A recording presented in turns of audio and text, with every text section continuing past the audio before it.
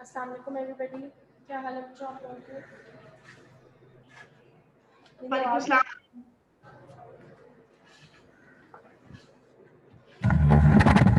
Can you all hear me clearly? Yes, yes ma'am. Ma'am.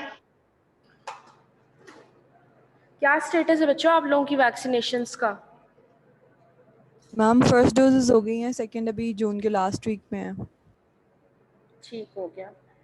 कोई ऐसा बच्चा तो नहीं जो शौक से घर बैठा हुआ है और कि गर्मी बहुत है मैंने क्लासेस नहीं लेनी? आई होप ऐसा नहीं है।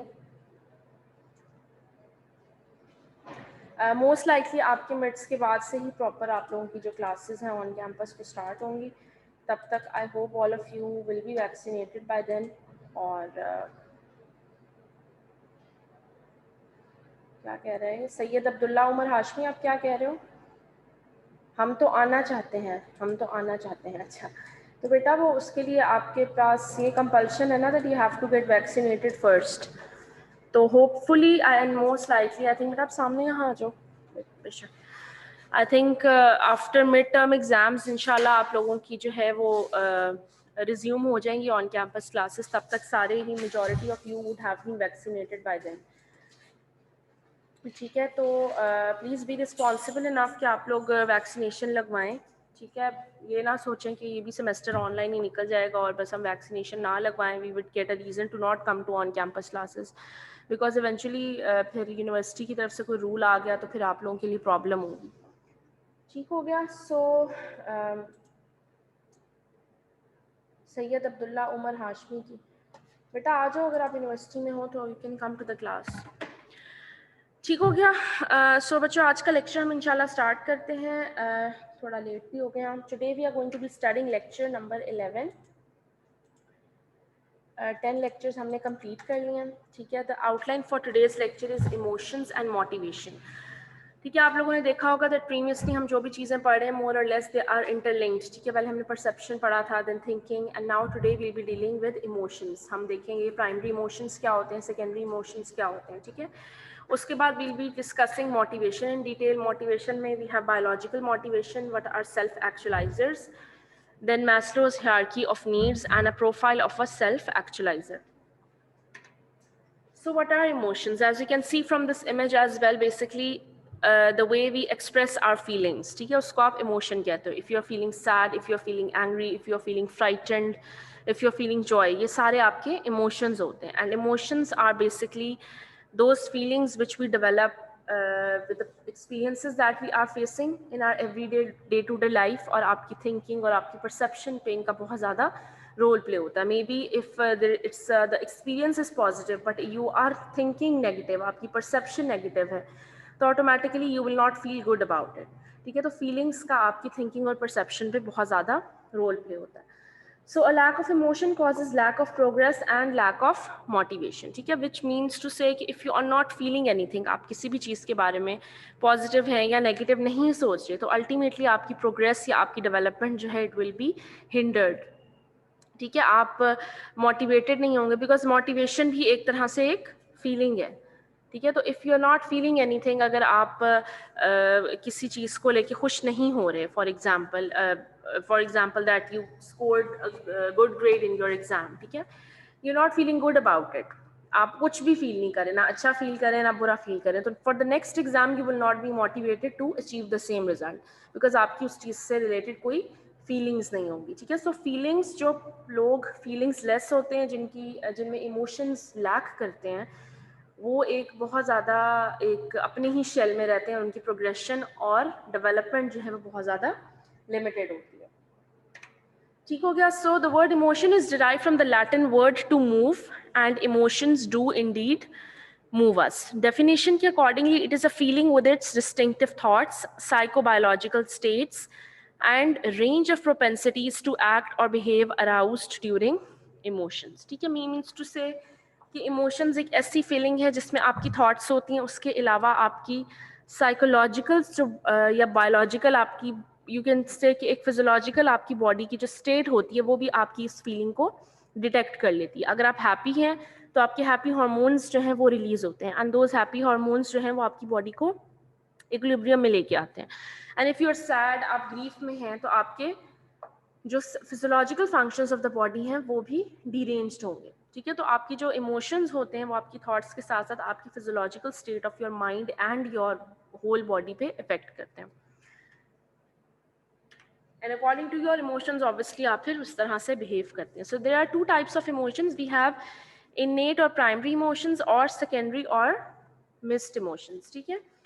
Innate or primary emotions, the concept of primary emotion was first given by Robert Plutchik, who believed there were 8 primary emotions, ठीक है। primary emotions जैसे कि primary colors हमने पढ़े हुए होंगे आप लोगों ने पहले भी, ये basically वो emotions हैं जिनके जो कि हर पर्सन में प्राइमरीली प्रेजेंट होते हैं, ठीक है। एंड देन इन प्राइमरी इमोशंस का मिक्स एंड मैच करके आपके सेकेंडरी इमोशंस बनते हैं, ठीक है। हमने इसी से ही पढ़ा हुआ है ना बचपन में कि प्राइमरी कलर्स होते हैं हमारे पास, अब तो खैर पता नहीं कौन से होते थे मुझे याद नहीं है, प्राइमरी कलर्स को ही मिक्स करते थे तो आपके पास सेकेंडरी कलर्स बनते थे। तो same goes for this emotions. आपके पास 8 प्राइमरी इमोशंस हैं जिसमें है फियर, विच मीन्स कि आप डर रहे हो, सरप्राइज हो रहे हो, हैरान हो रहे हो, सैडनेस, आप गमज़दा हो, disgust, you are feeling you know disgusted about something, anger है, एंटिसिपेशन, जॉय एंड एक्सेप्टेंस, ठीक है। ये सारे आपके प्राइमरी इमोशंस हैं। अब आप एक्सेप्टेंस है, फॉर एग्जांपल अगर हम एक्सेप्टेंस की एग्जांपल लें तो एक्सेप्टेंस कि आपने अपने सर्कमस्टांसेस को एक्सेप्ट कर लिया है, ठीक है। You are not, even if the circumstances are not good for you, तो आपने एक सेंस ऑफ एक्सेप्टेंस आपने आ गई that this is the way it is going to be. For example अगर कोविड-19 आ गया था, ऑनलाइन लर्निंग थी, even if most of us were very uncomfortable with it, but still because we know there was no other option, तो हमने उस चीज़ को एक्सेप्ट कर लिया। So that is a sense of और इमोशन ऑफ एक्सेप्टेंस, ठीक है। बताती हूँ, ठीक है। एक्सेप्टेंस हो गया सबसे पहले। अब acceptance is a primary emotion. अब एक्सेप्टेंस के साथ आपको एंगर भी हो सकता है, ठीक है। Acceptance and anger can combine together to give rise to a secondary emotion, ठीक है। उसके साथ साथ एक्सेप्टेंस के साथ हो सकता है कि आपको जॉय हो, विच मीन्स टू से आपको यूनिवर्सिटी में एडमिशन हो गया, ठीक है। आपको आपके अंदर एक एक्सेप्टेंस आएगी that you are now part of that university, तो उसके साथ साथ you will be feeling joy. तो ये आपके प्राइमरी इमोशंस है। प्राइमरी इमोशंस अगर 2 या 3 कंबाइन हो जाएं तो वो आपके सेकेंडरी इमोशंस हो सकते हैं। जैसे एंगर है, एंगर के साथ साथ सरप्राइज भी आप हो सकते हो। अगर आपको किसी की कोई बात बुरी लगी, you are surprised as well as angry. आपको फियर और सैडनेस दोनों चीज़ें इकट्ठी हो सकती हैं। एंटिसिपेशन का मतलब होता है basically that you are waiting for something to happen. For example आप कहीं इंटरव्यू देने गए हो, अब आप जॉब का उनकी कॉल का वेट कर रहे हो, तो यू आर बेसिकली एंटिसिपेटिंग कि वो आपको कॉल करके they will give you a news that you have got the job. So that is a feeling of anticipation. Anticipation के साथ साथ फियर भी हो सकता है आपको कंबाइन, कि आपको डर भी हो कि I don't know whether I will get this job और नॉट, और maybe you will feel sadness as well because maybe your interview did not go well, ठीक है। तो ये सारे आपके 8 जो हैं ये आपके प्राइमरी इमोशंस हैं। इन्हीं प्राइमरी इमोशंस का मिक्स एंड मैच होके you will be facing the secondary और द मिक्स्ड इमोशंस, जिसमें आपका आ जाता है emotion of love. Emotion of love जो है वो तब होता है जब आपको जॉय और एक्सेप्टेंस दोनों चीज़ें मिक्स होती हैं। Emotion of remorse, disgust and sadness. Emotion of jealousy, love, anger and fear. Other examples में जेलसी आ जाता है, ग्रीड आ जाता है, lust, prejudice, paranoia, hatred and shame, ठीक है। ये सारे सेकेंडरी इमोशंस हैं जो कि इन्हीं प्राइमरी इमोशंस में से डेवलप हुए हुए होते हैं अकॉर्डिंग टू योर सर्कमस्टांस जिसको आप फेस कर रहे होते हैं, ठीक है। Any questions up till now? आगे चलते हैं हम, ठीक है। Next we are going to be studying the anger iceberg, ठीक है। आइसबर्ग का आई होप आप सबको इतना पता होगा that iceberg is basically a vast floating piece of ice जो कि within the vast ocean में प्रेजेंट होता है, ठीक है। तो आइसबर्ग की खासियत ये होती है दैट उसके जो टिप ऑफ द आइसबर्ग होती है सिर्फ वो बाहर आपको विजिबल होती है, which is very small as compare to its depth. Within the ocean उसकी जो डेप्थ या उसकी जो विड्थ होती है वो बहुत ज़्यादा होती है as compare to the tip of the iceberg जो कि आप देख सकते हो, ठीक है। तो इसी को उन्होंने लेकर they have describe this phenomena which is known as the anger iceberg. अब एक जब पर्सन एंग्री होता है तो वो हम जस्ट उसकी टिप ऑफ द आइसबर्ग देख रहे होते हैं, ठीक है। We just know that he और शी इज एंग्री, ठीक है। अब लेकिन basically there are very multiple number of emotions which are under the surface, means to say that वो एंग्री किसी भी वजह से हो सकता है। मे बी वो सैड भी हो जिसको वो एज एंगर शो कर रहा हो, ठीक है, मे बी वो जेलसी फील कर रहा हो, मे बी उसको कोई फियर फील कर रहा हो। तो जैसे आप इस में भी देख सकते हैं कि under the surface he can be embarrassed, he can be offended, he can be overwhelmed, nervous हो सकता है, अनकंफर्टेबल हो सकता है, वरिड हो सकता है, guilt, grief, all of these reasons can be कि जिसकी वजह से वो आपको पर्सन एंग्री फील कर रहा है। तो अगर आप ऑब्वियसली अगर आप पर्सन को जानते हो कि then maybe it's you know एक कुछ चांस है कि आप अंडरस्टैंड कर पाओ दैट व्हाई ही और she is angry. But most of the time जैसे अगर हम कहीं जाते हैं, फॉर एग्जांपल मैं बैंक में गई हूँ, वहाँ पे एक बैंक ऑफिसर बैठा है and he is very much angry and वो हर एक पे बस गुस्सा कर रहा है, काम नहीं कर रहा, तो अब आई don't know why he is angry, ठीक है, बिकॉज वो जस्ट अपना फीलिंग ऑफ एंग्रीनेस शो कर रहा है to the other person. So tip of the iceberg is being angry, but they can be majority of other emotions which are hiding under the surface. ठीक हो गया, कोई इतनी इसमें मुश्किल बात नहीं है वैसे. So sometimes when you're angry, there are many other emotions under the surface. What you see from above is just a tiny part. Most of the iceberg is hidden under the surface. ठीक है, तो angriness जो है वो just उसका एक expression of emotion है जो कि वो एक्सप्रेस कर रहा है. उसकी रीजंस या उसके अंडर द सर्फेस जो है बहुत ज़्यादा मल्टीपल और सिनेरियोज हो सकते हैं. अगेन इसी स्लाइड में आप देख सकते हैं, again primary and secondary emotions को ही किया हुआ आपने मोर और लेस. इस जो है सारे में प्राइमरी इमोशंस जो हैं जो कि 8 हैं इन नंबर, उनके नाम आपको जो हैं डेफिनेटली आने चाहिए for your exam point of view. ठीक है, नेक्स्ट हम आ जाते हैं एक्सप्रेशन ऑफ इमोशन पर. ठीक है, इमोशंस की हम बात करें तो इमोशन इज बेसिकली कि जो चीज़ आप फील कर रहे हो. ठीक है, अब कुछ लोग उस चीज़ को बहुत अच्छे तरीके से एक्सप्रेस करते हैं. Some of the people who are introvert they are not able to express that. ठीक है, तो एक्सप्रेशन ऑफ इमोशन की हमारे पास 3 मेजर वेज हैं. ठीक है, सबसे पहला जो वे ऑफ एक्सप्रेशन है that is your facial expressions. They appear to be the central to the emotions and have been retained through the evolutionary process. ठीक है, जो पर्सन बोल नहीं सकता या जो नहीं भी, मतलब for example even if I am able to talk but still from my facial expressions I will be able to express my emotions. If I am feeling happy I am smiling, if I am feeling sad तो मेरा face जो है वो sadness की तरफ आएगा. तो facial expressions जो है वो सबसे पहला एक एक्सप्रेशन ऑफ इमोशन होता है. ठीक है, जिससे आप अदर पर्सन को बता सकते हो that how you are feeling. उसके बाद आपका body gesture and movement which is your body language. It also expresses the feelings mainly by communicating emotional tone rather than specific messages. ठीक है, बॉडी जेस्चर से सिर्फ आप अपनी एक इमोशन को एक्सप्रेस करते हो, पर्टिकुलरली आपको मैसेज ऑब्वियसली नहीं दे रहे होते. For example if somebody is angry तो मे बी उसकी स्ट्रेट बैक हो और वो अपने आर्म्स जो है उसने क्रॉस किए हुए हों और एक स्टिफ पोजिशन में वो बैठा हो, तो it we will observe that he और she is not feeling good about something. अगर कोई खुश होता है तो वो रिलैक्स पोजीशन में आपके सामने बैठा होगा, तो दैट इज हिज और हर बॉडी लैंग्वेज. ठीक है, फेशियल एक्सप्रेशंस के बाद उसकी बॉडी लैंग्वेज आ जाती है. हेलो, उसके बाद फिर आपकी वर्बल एक्सप्रेशन आते हैं which comes in the last, कि आप वर्बली किसी को बताओ that I am feeling sad, I am feeling happy, I am feeling angry और I am feeling fearful. आपके वर्बल एक्सप्रेशन है. ठीक है, तो 3 एक्सप्रेशन ऑफ इमोशन है. First of all the facial expressions, then comes your body language and then comes your verbal expression. ठीक है, अब इसी एग्जाम्पल, खैर ये तो एक्सप्रेशन ऑफ इमोशन हो गया. अब ये जो एग्जाम्पल यहाँ पर दी हुई है basically what they are trying to say here is. ठीक है, अभी हम एग्जाम्पल को भी डिस्कस करते हैं. They are trying to say कि आपके जितने भी इमोशंस होते हैं, ठीक है, sadness, fearness, angriness, anticipation, whatsoever, all of these emotions have an effect on your physiological system of the body. ठीक है, आपकी हार्ट पे, आपकी ब्रेन पे.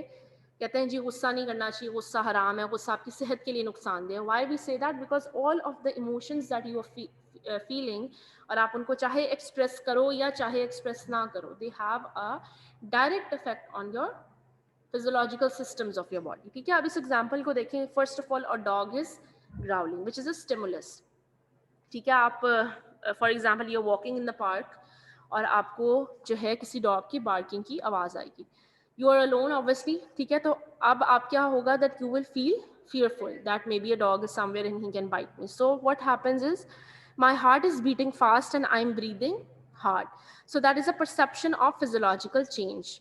So therefore I am afraid, which is identification of emotion. ठीक है, हम कहते हैं ना कि हाँ मैं इतना डर गया, मेरे पसीने निकलना शुरू हो गए और मेरा दिल इतना तेज तेज धड़क रहा था. हमें इस चीज़ से हम अंदाज़ा लगाते हैं कि हम बहुत ज़्यादा डर गए थे, हम बहुत ज़्यादा फियरफुल हो गए थे. ठीक है, तो that is basically your body's response, कि वो आपको बताती है कि ये आपकी एक फियरफुल सिचुएशन में हो. Now you have to escape और you have to protect yourself. ठीक है, तो इसमें क्या होता है कि जब भी आप इस तरह का कोई स्टिमुलस आप फेस करते हो तो ऑटोमेटिकली आपका सिंपैथेटिक सिस्टम जो है वो एक्टिवेट हो जाता है, ठीक है। सिंपैथेटिक सिस्टम जो आपका फाइट एंड फ्लाइट रिस्पॉन्स में एक्टिवेट होता है, that gets activated and as a result आपकी हार्ट रेट इंक्रीज हो जाएगी, आपका रेस्पिरेशन रेट इंक्रीज कर जाएगा, ठीक है, आपके स्केलेटल मसल्स की कॉन्ट्रैक्शन इंक्रीज कर जाएगी, बाकी जो भी मतलब होते हैं सिंपैथेटिक सिस्टम की, कि आपका डाइजेशन जो है वो प्रिवेंट हो जाएगी, यूरिनरी सिस्टम आपका जो है वो ट्रैप हो जाएगा according to that system. So what they are trying to say is कि emotions play a very great role in your overall आपकी बॉडी की हेल्थ पे, ठीक है। अगर आप बार बार गुस्सा करेंगे किसी भी बात पर, ठीक है, तो ऑटोमेटिकली आपकी हार्ट रेट हर वक्त इंक्रीज रहेगा, आपका रेस्पिरेशन रेट इंक्रीज रहेगा, तो your body will always be in a sympathetic activity, which means to say that the body will always be over working, एक ओवर वर्किंग कंडीशन में रहेगी body. So emotions play a very great role on your overall health, ठीक है। अब again आप इसमें यहाँ देख सकते हैं इमोशंस दो तरह के उन्होंने बताए हैं एक्सप्रेशन ऑफ इमोशन का, external expression and the internal expression. External में मैंने बताया था अभी आपको फेशियल एक्सप्रेशन है, आपका बॉडी लैंग्वेज है और आपका वर्बल एक्सप्रेशन है, ठीक है। अब internal expression, internal expression to means to say कि फिजियोलॉजिकल क्या उसका इफेक्ट आता है, उसमें आप देख सकते हैं ब्रेन और हार्ट बीट की एक्टिविटी इंक्रीज हो जाती है, ब्लड प्रेशर इंक्रीज हो जाता है, रेस्पिरेशन ये इंक्रीज तो नहीं हो जाता, आई मीन टू से कि अगर इंटरनल कोई भी मोशन फील कर रहे हो तो blood pressure according to that आपका इंक्रीज या डिक्रीज होगा, ठीक है। रेस्पिरेशन रेट पे इफेक्ट होगा, डाइजेशन पे इफेक्ट होगा। जो लोग बहुत ज़्यादा एंजाइटी में रहते हैं या स्ट्रेस में रहते हैं, आपने खुद भी कभी ना कभी आप लोगों ने फील किया होगा, फॉर एग्जांपल अगर एग्जाम्स हैं आपके, ठीक है, एग्जाम का स्ट्रेस है तो आपको डायरिया हो जाएगा या आपको लगेगा कि इंडाइजेशन हो रही है, खाना हजम नहीं हो रहा, कुछ खाने का दिल नहीं कर रहा, तो that is your body is response to telling you that you are in a depression state, और आपकी डाइजेशन जो है वो कम होना शुरू हो जाती है। वाई? बिकॉज आपकी सिंपैथेटिक एक्टिविटी बॉडी की इंक्रीज कर जाती है, ठीक है। मोस्टली जो ये इंडाइजेशन के प्रॉब्लम्स आते हैं वो डिप्रेशन के या एंजाइटी के पेशेंट्स में आते हैं। इसको एक डिजीज भी होती है ना, इरिटेबल बाउल सिंड्रोम, आप लोगों ने आई डोंट नो पढ़ी है कि नहीं, IBS उसको कहते हैं, वो भी यही होता है, डायरिया हो सकती है या कॉन्स्टिपेशन व्हाटसोएवर, इनडाइजेशन होगी because of the anxiety, grief या सैडनेस। फॉर एग्जांपल किसी के घर में डेथ हो गई है, you were very close to that person, तो ऑटोमेटिकली आप ऑब्वियसली आप लाइफ में तो अपना चल रहे होते हो, बट आपको कहीं ना कहीं आपके सबकॉन्शियस में कहीं अगर आप डिप्रेशन या एंजाइटी में होंगे तो automatically it will you know manifest itself as a indigestion. तो अगर आप डॉक्टर के पास जाएंगे तो यकीनन आपसे हिस्ट्री में ज़रूर पूछेगा कि आपको कोई इस तरह का कोई लाइफ इवेंट तो नहीं हुआ है ना, ऑटोमेटिकली उसका ट्रीटमेंट आपका वो फिर एंटी डिप्रेसेंट्स की तरफ होगा, बिकॉज अगर आपकी डिप्रेशन या एंजाइटी सही हो जाएगा तो ऑटोमेटिकली आपका डाइजेशन या प्रॉब्लम है वो ठीक हो जाएगा। ठीक हो गया? Any confusion, any questions up till now?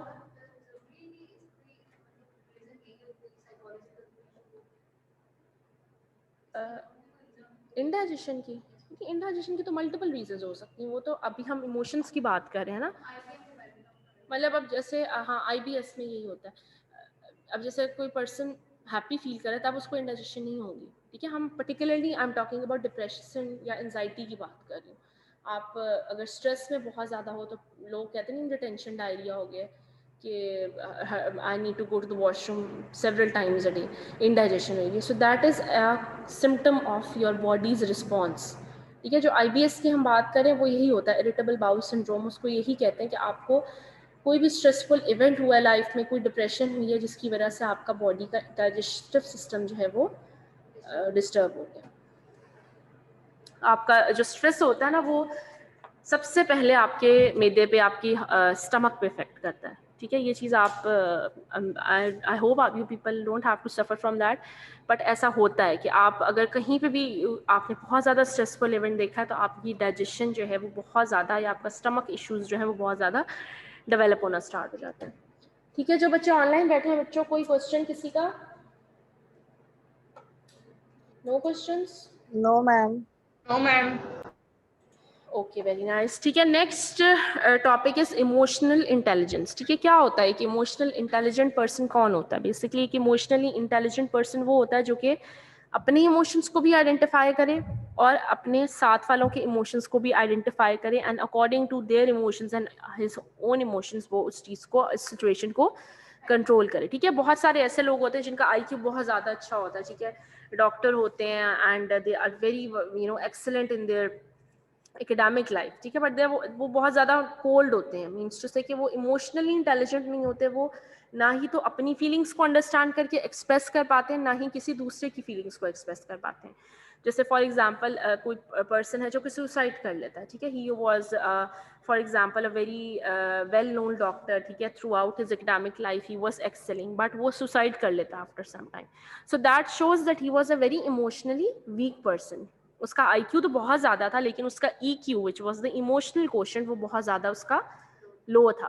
Because आप अपने इमोशंस को सबसे पहले तो आप अपने इमोशंस को आइडेंटिफाई करें. आइडेंटिफाई करने के बाद आप उनको एक्सप्रेस कर सकें, and then you are able to control them as well. ठीक है, तो यही जो है कि इमोशनली इंटेलिजेंट पर्सन का की सिम्टम होता है.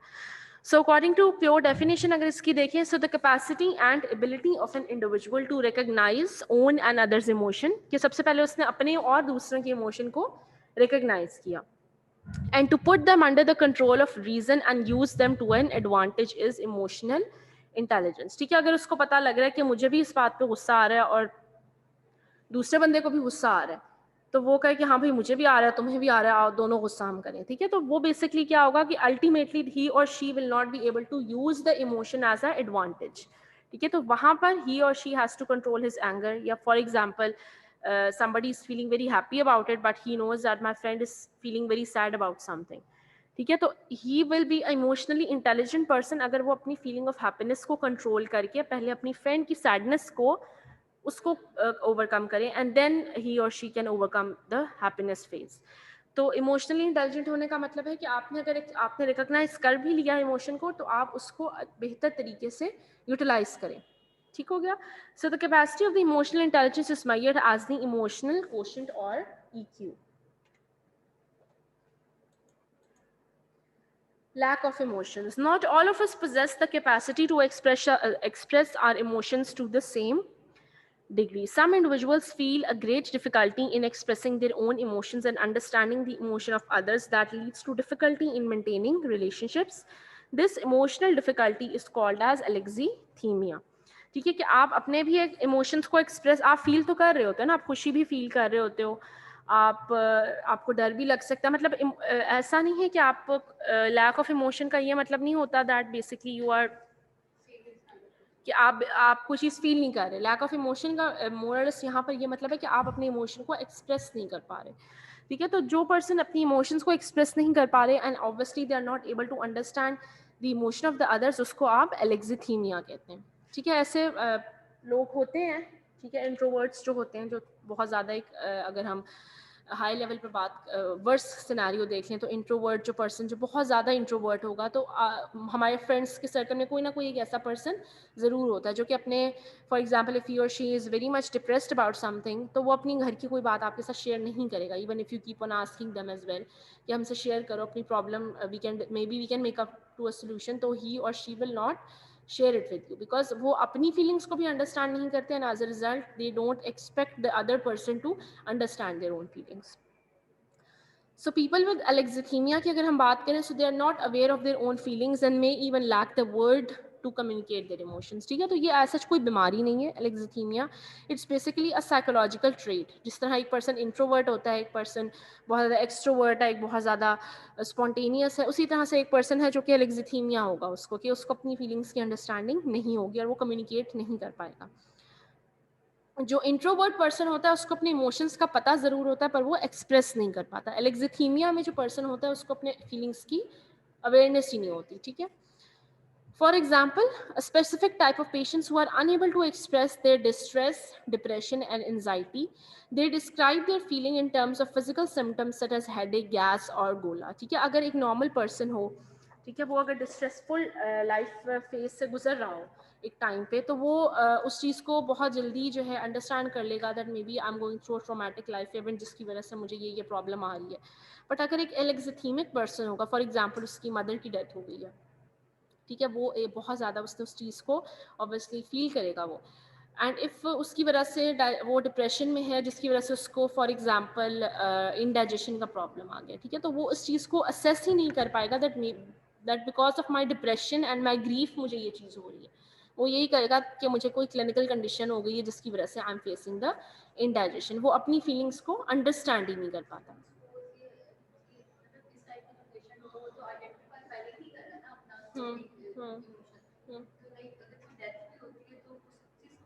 देखो वही तो बात है कि आपकी बॉडी का फिजियोलॉजिकल रिस्पॉन्स तो हो रहा है ना। अब वो ग्रीफ में है तो इंडाइजेशन तो उसको हो रही है, क्योंकि उसकी बॉडी में एक फीलिंग, वो अपनी फीलिंग को आइडेंटिफाई नहीं कर पा रहा, वो फील तो कर रहा है वो चीज़, मतलब I don't know how to express this इस चीज़ को, लेकिन बॉडी का उसका जो एक्सटर्नल एक्सप्रेशन ऑफ इमोशन है वो नहीं है, लेकिन इंटरनल एक्सप्रेशन ऑफ इमोशन तो है ना उसका। If he is feeling anxiety तो उसकी बॉडी में वही सारे एंजाइटी के फिजियोलॉजिकल सिम्टम्स आएंगे जो कि एक नॉर्मल पर्सन में आते हैं, लेकिन वो उस चीज़ को खुद से अपने यू कैन से कि उसका माइंड आइडेंटिफाई नहीं कर पा रहा कि ये मुझे एंजाइटी है जिसकी वजह से मुझे ये प्रॉब्लम आ रही है। ठीक है, ठीक है। Next topic is motivation. Motivation is the driving and the pulling forces that result in persistent behavior directed towards a particular goal. It is called as motivation. Two types होती हैं, intrinsic और extrinsic. ठीक है, basically बहुत एक simple words में अगर बताएं तो basically if you are doing something, आप एक अपना कोई बिहेवियर है जिसको आप बार बार रिपीट कर रहे हैं एंड बिकॉज आपको लगता है कि उससे एक बहुत अच्छा रिजल्ट आएगा आपको, तो दैट इज़ बेसिकली मोटिवेशन। ठीक है, वो आपकी ड्राइविंग या पुलिंग फोर्स है। For example if you know कि अगर मैं रेगुलरली और पंचुअलिटी से क्लासेस लूँगी तो आई will gate 10 out of 10 marks in class participation. ठीक है, तो ये आपका एक मोटिवेशन है, एक ड्राइविंग फोर्स है जो कि आपको डेली क्लास अपनी रेगुलरली लेने पे मोटिवेट कर। ठीक है, मोटिवेशन अब दो तरह की होती है, intrinsic motivation and extrinsic motivation. ठीक है, आप इससे पाई चार्ट सॉर्ट ऑफ जो है उसमें देख सकते हैं। अब बेसिकली दो तरह की मोटिवेशंस हैं, इंट्रिंसिक एंड एक्सट्रिंसिक। ठीक है, बेसिकली इंट्रिंसिक मोटिवेशन वो होती है जो कि आपको फ्रॉम विद इन आती है। ठीक है, जो कि बेसिकली आपके अपने यू कैन से आपकी अपनी पर्सनालिटी को फीड करने के लिए। जैसे फॉर एग्जांपल यहाँ पर लिखा है जी फन एंड एंजॉयमेंट। ठीक है, अब आप यू कैन से कि आप इंट्रिंसिक मोटिवेशन में जो भी काम कर रहे होते हैं उसका आपको कोई एक्सटर्नल रिवॉर्ड नहीं मिलता। ठीक है, आप कहीं जा रहे हैं अपने फ्रेंड्स के साथ हैंग आउट पे, उसका आपको कोई पैसे तो नहीं दे रहा आपको जाने के लिए, ना ही आपको कोई ये कह रहा है कि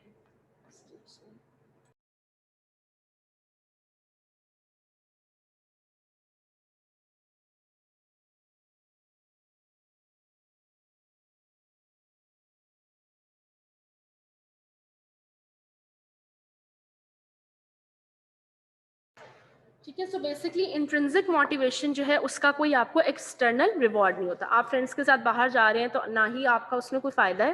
आई am not going to say it in that words, बच्चे कहेंगे शायद मैम कह रही हैं कि फ्रेंड्स के साथ ना जाओ, बट पॉइंट इसकी उसका कोई आपको एक्सटर्नल रिवॉर्ड नहीं है, कोई आपको उस चीज़ के कोई पैसे नहीं मिल रहे। ठीक है, you just doing it because you feel good about it, आपको वो चीज़ एक इंटरेस्टिंग लगती है, आप इंजॉय करते हो। ठीक है, तो वो एक आप अपनी पर्सनैलिटी को फीड करने के लिए करते हैं। बहुत सारे ऐसे काम होते हैं ना जो हम अपने आप को अच्छा फील कराने के लिए करते हैं। हम रोज़ सुबह उठ के अच्छा तैयार होते हैं, अगर हम तैयार होकर नहीं आएंगे तो कुछ भी नहीं होगा, नोबडी विल से एनीथिंग, ना ही आपको यहाँ पर तैयार होकर आने के स्कॉलरशिप मिलेंगे, ऐसा तो नहीं है ना, कोई एक्सटर्नल रिवॉर्ड नहीं हो, तो वो that is the intrinsic motivation, जिसमें आपका फन एंड एंजॉयमेंट आ जाता है।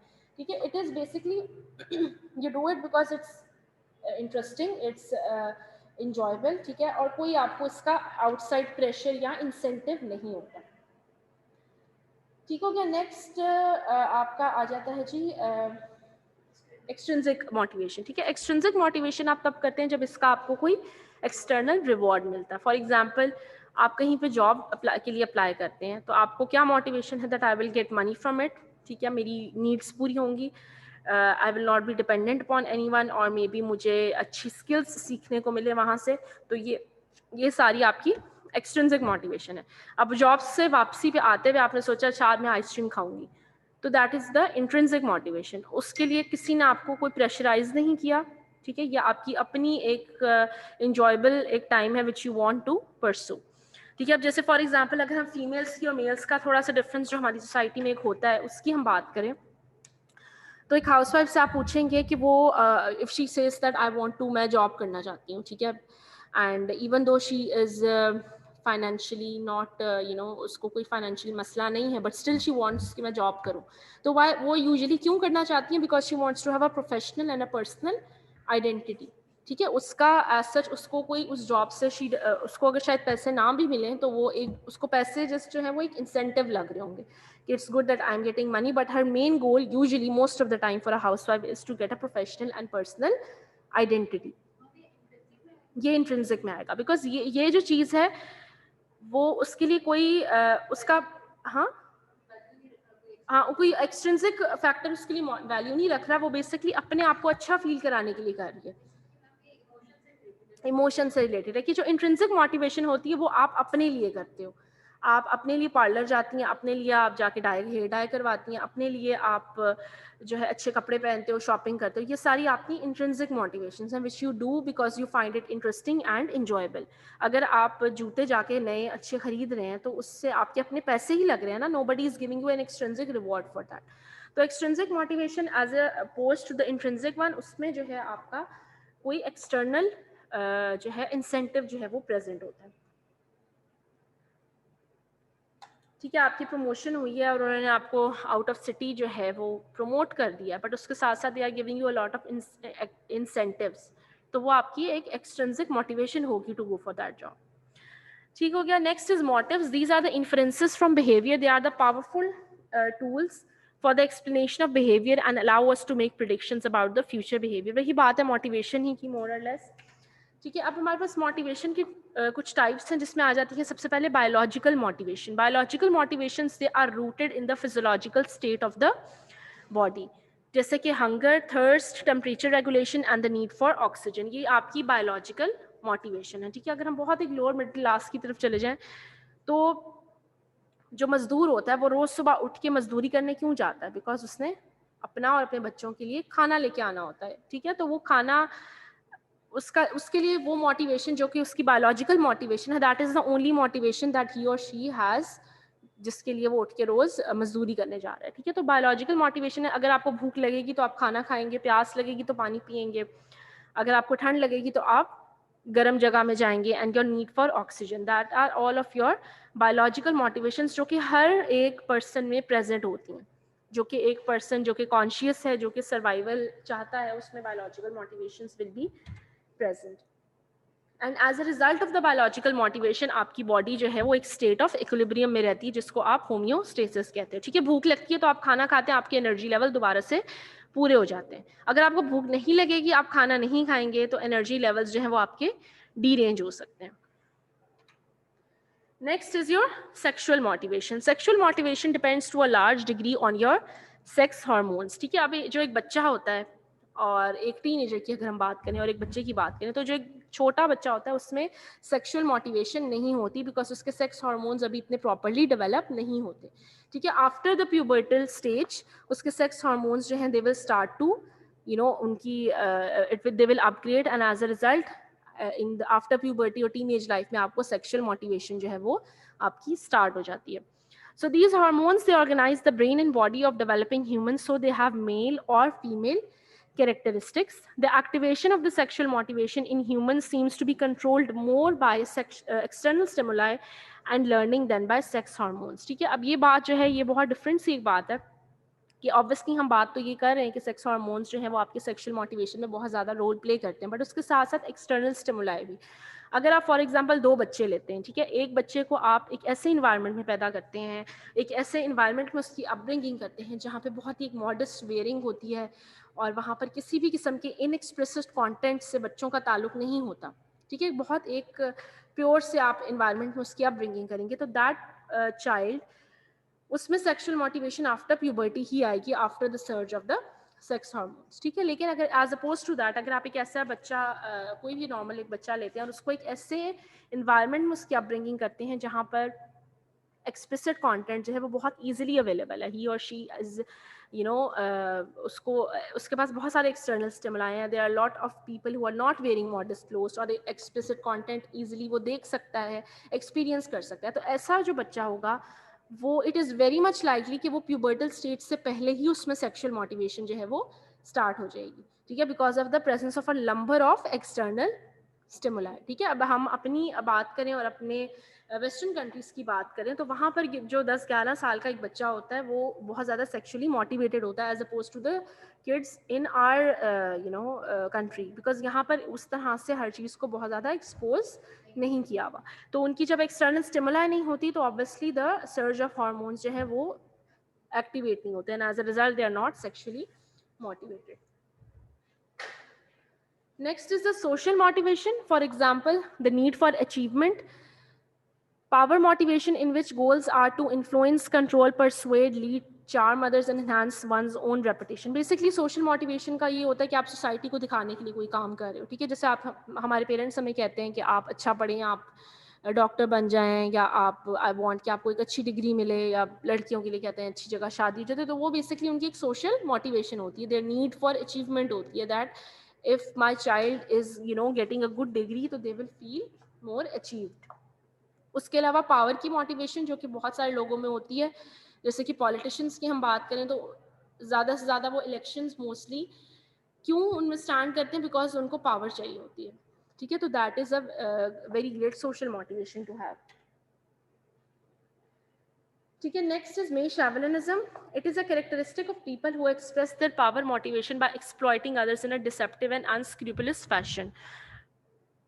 मीन्स टू से कि अगर कोई पर्सन पावर में है, ठीक है, पावर मोटिवेशन है उसमें, तो वो किसी दूसरे पर्सन को बहुत ज़्यादा जो है वो बुरा फील करा के अपनी पावर मोटिवेशन को एक्सप्रेस करेगा. जैसे for example if I am the teacher है और मैं मुझे पता है कि मैं आपको जो ग्रेड दूंगी that will be the final grade, ठीक है। अब इस बात को वैसे मत ले लेना, I am just saying that as a, ताकि आपको ये मैं अंडरस्टैंड कराऊँ. तो I know that I have the authority and I have the power कि मैं आपको जो ग्रेड दूंगी उसको कोई क्वेश्चन नहीं करेगा. तो if I use this power in a in a deceptive way, for example कि मैं even if you are deserving a C grade या बी ग्रेड तो मैं आपको डी दे दूँ, ठीक है, या मैं आपको एफ दे दूँ, ठीक है.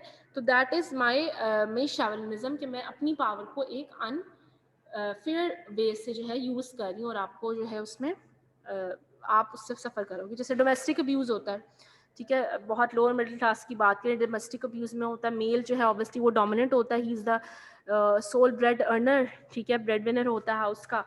तो फीमेल जो होती है उस पर वो बहुत ज़्यादा डोमेस्टिक अब्यूज़ करता है बिकॉज ही नोज़ दैट वो वहाँ पर पावर में है, वो डोमिनेटिंग है. ठीक हो गया जी. बच्चों ऑनलाइन जो बैठे हुए हैं कुछ सुन रहे हैं कि नहीं? यस मैम, सुन रहे हैं. Yes, ma'am.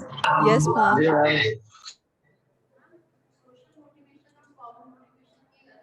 अलग अलग, नॉट एग्जैक्टली अलग अलग, एक ही चीज़ आप उसको कह सकते हो, बिकॉज पावर मोटिवेशन भी हम सोसाइटी को दिखाने के लिए ही हमें पावर चाहिए होती है ना.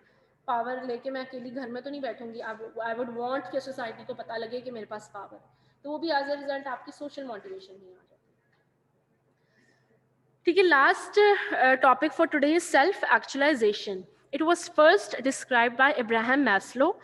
Definition it is refers to an individual needs to know what he or she is capable of doing. ठीक है. सेल्फ एक्चुअलाइजेशन का मतलब होता है कि आपको अपनी कैपेसिटी, आपको अपनी कैपेबिलिटी का पता हो कि आप क्या चीज़ कर सकते हैं और कितने बेहतर तरीके से कर सकते हैं. ठीक है. आपको फॉर एग्जांपल पता है कि आप जो हैं सुबह 8 से 2 बजे तक आप क्लासेस ले सकती हैं और उसके बाद आप शाम को इंटर्नशिप पे भी जा सकती हैं. ठीक है. तो दैट इज़ योर आपकी कैपेबिलिटी है जो कि जिसकी आपको रियलाइजेशन है. ठीक है. फॉर एग्जांपल आप फ्रेंड सर्कल में बैठे हुए थे, आप लोगों ने ट्रूथ एंड डेयर खेला.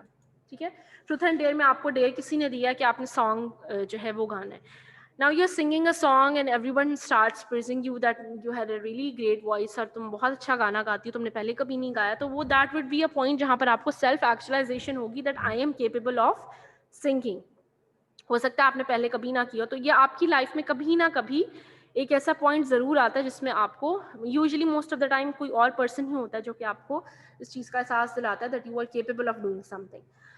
ठीक है. So self actualizers are the people who make the fullest use of their capabilities and are able to recognize their full potential. ठीक है. ये मैस्लो का हियरार्की ऑफ नीड्स है. ठीक है. इस तरह का पिरामिड आपने पहले भी कहीं देखे ही होंगे.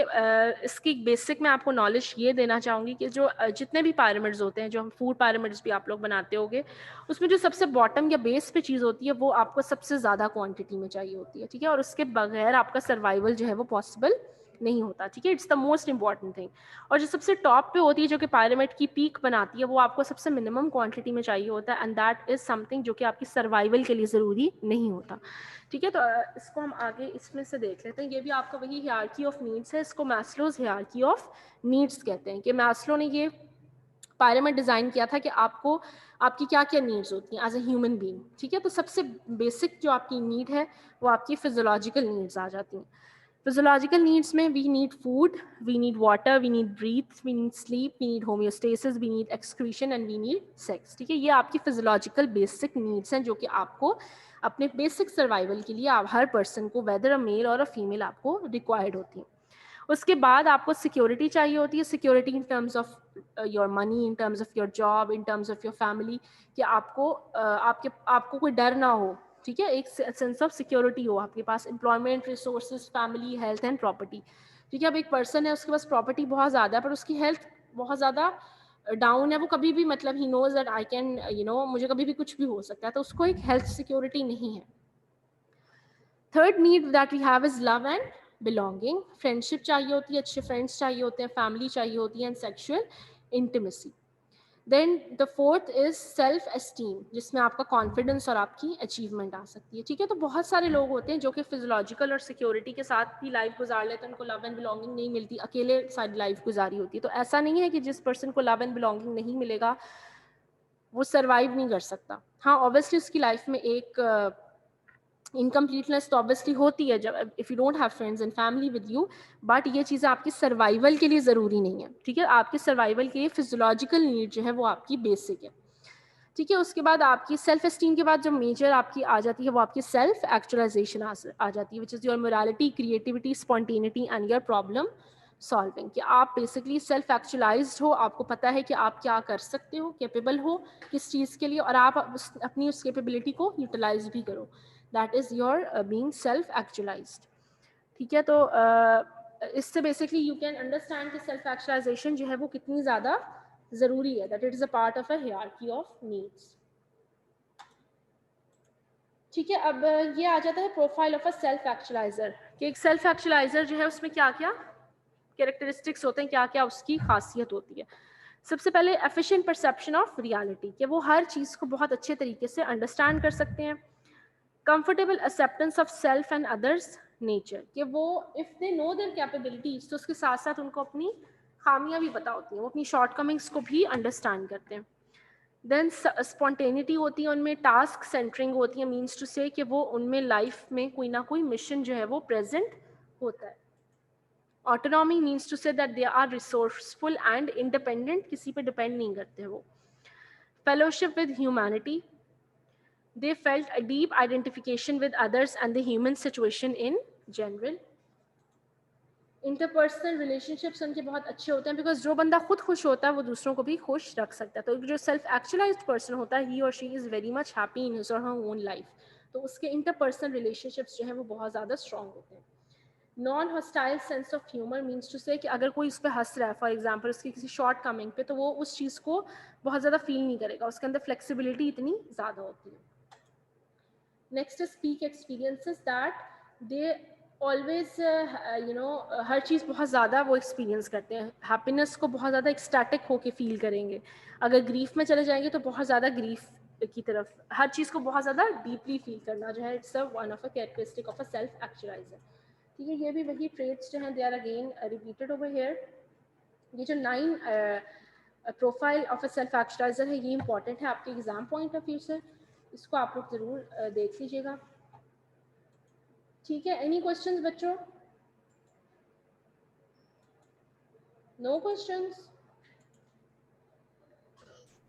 मिस इजी था लेक्चर आज का। जी बेटा, रेहाब आप कुछ पूछ रही हैं? मैम मैंने कहा इजी था आज का लेक्चर। हाँ, बिहेवियरल जो सब्जेक्ट है इट्स वेरी मच हम वेरी मच, जनरलाइज्ड। तो आपको ऐसा लग नहीं रहा होता कि आप पढ़ रहे हो, ऐसे ही लग रहा होता दैट यू आर आपकी लाइफ एक्सपीरियंसेस को शेयर कर। तो चलिए, I hope all of your things are clear, ठीक है। मिड्स बेटा आप लोगों की अभी डेट शीट नहीं आई है, मोर और लेस नेक्स्ट वीक से इंशाल्लाह आप लोगों के मिड्स होंगे स्टार्ट, तो आप लोगों को डेट शीट ऑब्वियसली पहले बता देंगे, ऑनलाइन होने ऑन कैंपस होने इसका भी अभी मुझे आइडिया नहीं है, ठीक है। तो एक का कोहोर्ट का हो गया, मेडिकल फिजिक्स का हो गया, ठीक है। तो हमारी लेक्चर्स की तो प्रॉपर एक डेट शीट बनेगी, वो आप लोगों के साथ शेयर की जाएगी और उसके अकॉर्डिंगली ही मिड्स होंगे आप लोगों के, ठीक है। बाकी ये कि मिड्स के बाद वाला जो आई थिंक वीक होगा उसमें आई विल टेक आप लोगों की दो क्लासेस में, मैंने एक क्लास में आपका क्विज लेना है और एक क्लास में आपकी असाइनमेंट लेनी है, ठीक है। वो इस तरह होगा कि उस दिन लेक्चर नहीं मैं लूंगी आप लोगों का, ठीक है। And during the lecture timing ही I will upload a quiz on LMS and you have to submit it within that particular time, वही आपकी अटेंडेंस होगी, ठीक है। और उसके मार्क्स ही आपके लगेंगे। और सेम इसी तरह असाइनमेंट होगी कि within the lecture time आपने LMS पे अपनी असाइनमेंट जो है वो सबमिट करानी होगी, ठीक हो गया। तो वो खैर जब भी होगा तो I will obviously inform you before hand, उसका सिलेबस वगैरह जो भी होगा। तो ठीक है बच्चों, अभी कोई क्वेश्चन नहीं है आप लोगों का तो मैम ये दोनों असेसमेंट ऑनलाइन होंगी? जी ऑनलाइन होंगी। Okay ma'am. ठीक हो गया, because majority you are not vaccinated up till now, तो ऑब्वियसली फिर अभी तो नहीं हो सकेगा ऑन कैंपस। तो खैर चले, वो उसका मैं आपको कंफर्म करके बताऊंगी कि क्या उसका है, किस दिन होना है, क्या उसका सिलेबस है, उसके लिए आप लोगों ने परेशान नहीं होना अभी, ठीक हो गया। Okay, I am going to end the meeting now, इंशाल्लाह फ्राइडे। ओके जी, अल्लाह हाफिज़। अल्लाह हाफिज़ मैम। अल्लाह हाफिज़ मैम। अल्लाह हाफिज़ मैम।